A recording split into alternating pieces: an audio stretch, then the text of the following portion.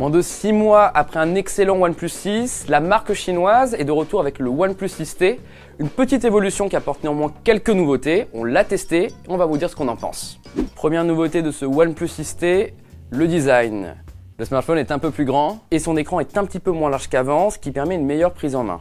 La principale différence est dans l'encoche qui change désormais de format, elle est en goutte d'eau et non plus rectangulaire comme sur le OnePlus 6. Résultat, plus d'informations entrent dans la barre de statut et la barre d'en bas étant un petit peu plus fine, l'expérience est encore plus immersive. Parlons maintenant de la qualité même de l'écran. Selon nos mesures, la luminosité maximale est de 452 candela par mètre carré, ce qui est pas mal, mais un petit peu limite dès qu'on l'utilise en plein soleil, et c'est surtout moins bien que la plupart des concurrents haut de gamme. L'écran étant de technologie OLED, le contraste est évidemment infini, et nous avons mesuré une excellente fidélité des couleurs d'un Delta E 1,27. C'est un record pour un smartphone OLED haut de gamme. Sans être forcément le meilleur, le OnePlus 6T offre donc une très bonne qualité d'affichage. Le dos du smartphone est presque identique, à une différence près, la disparition du capteur d'empreinte digitale. La raison, il se trouve désormais sous la dalle en verre de l'écran, ce qui permet donc en appuyant fort sur celui-ci de déverrouiller son téléphone. OnePlus promet un déverrouillage ultra rapide, mais malheureusement nous sommes un peu déçus.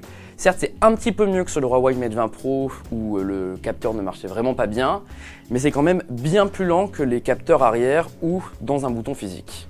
Pour vous donner un exemple, dès qu'on essaye de le déverrouiller avec son index sur une table, le capteur a tendance à ne pas fonctionner et nous demande de recommencer plusieurs fois. Heureusement, la reconnaissance faciale Face Unlock est toujours là et toujours aussi efficace.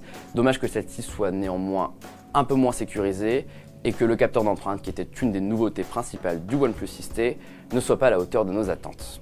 À l'intérieur du smartphone, on trouve les mêmes composants que dans le OnePlus 6, c'est-à-dire un processeur Snapdragon 845, 6 ou 8 Go de RAM. Une seule différence, l'option 64 Go de stockage disparaît. Désormais, il faut choisir entre 128 ou 256 Go, ce qui n'est pas plus mal vu que la mémoire n'est toujours pas extensible. Comme son prédécesseur, le OnePlus 6T est extrêmement fluide, tout va très vite, c'est peut-être le smartphone Android le plus agréable à utiliser. Le 6T utilise OxygenOS dans sa version 9, qui utilise donc Android Pie, mais malheureusement il n'y a pas toutes les nouveautés de l'OS de Google.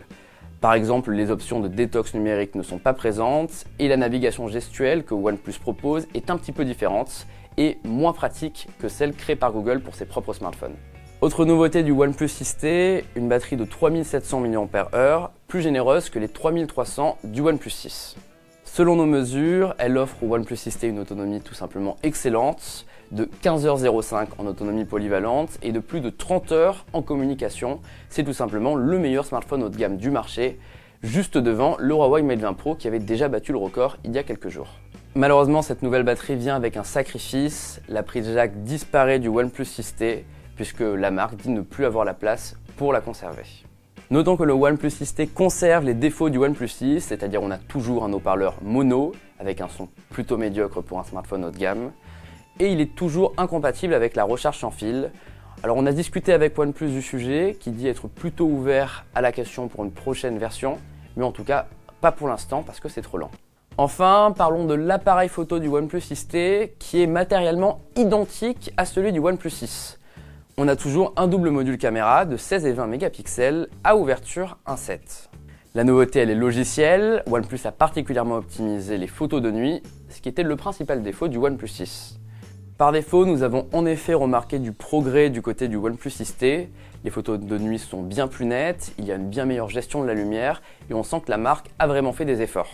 OnePlus a voulu aller encore plus loin avec un mode nuit dédié qui prend plusieurs photos simultanément pour recréer un cliché amélioré. Mais malheureusement, celui-ci est vraiment une catastrophe. On est très déçus dans le sens où la gestion de la lumière est mauvaise, que les couleurs ne sont pas naturelles, et donc on ne peut que vous recommander d'utiliser le mode photo normal qui lui réussit ses photos nocturnes. De jour, il n'y a pas vraiment de changement par rapport au OnePlus 6, les photos étaient déjà excellentes, elles le restent, les couleurs sont très belles, l'autofocus est rapide et on est vraiment satisfait du résultat. Pour conclure, le OnePlus 6T est un excellent smartphone Android, c'est un des plus puissants, il dispose d'un très bon appareil photo et la marque a encore soigné son produit phare. Bref, on ne peut que vous le recommander, d'autant plus qu'il dispose d'un excellent rapport qualité-prix, vendu à partir de 559 € dans sa configuration 6 Go de RAM et 128 Go de stockage, difficile de faire mieux.